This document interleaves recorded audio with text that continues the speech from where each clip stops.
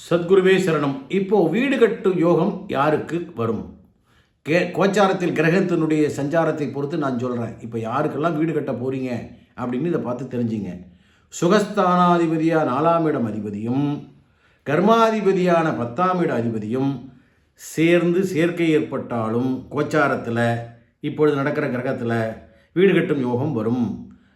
1, 5, 9 சந்திரன் வீட்டு இருந்தாலும் குருவினுடைய பார்வை கிடைத்தால் செவ்வாயினுடைய அனுக்கிரகம் வேணும். செவ்வாய் நல்லா இருந்தால் தான் வீடு மனை வாங்கி வீடு கட்ட முடியும்.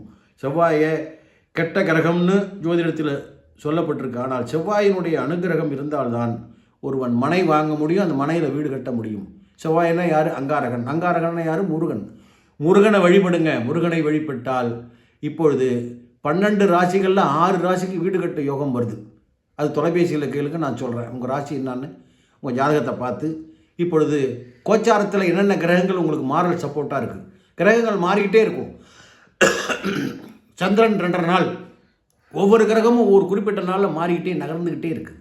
எதுவுமே நிரந்தரமாக ஒரு இடத்துல இல்லை. குரு மட்டும்தான் ஒரு வருஷத்துக்கு ஒரு தடவை மாறுறார். மற்ற எல்லா கிரகமும் நகர்ந்துக்கிட்டே இருக்குது. ஸோ உங்களுக்கு கெட்ட நேரம் வந்துக்கிட்டு இருக்குது. தைரியமாக இருங்க. கொஞ்ச நாள்லேயே கிரகங்கள் நகர நகர நல்ல கிரகங்களுடைய பார்வைகள் நகர்ந்து போகும்போது உங்கள் ராசியை தாண்டும் போது சுப நாட்கள் வரும். அற்புதமான வாடகை வீட்டில் குடியிருக்கிறவங்க சொந்த வீட்டுக்கு போகக்கூடிய யோகம் இப்போ வந்துக்கிட்டே இருக்குது.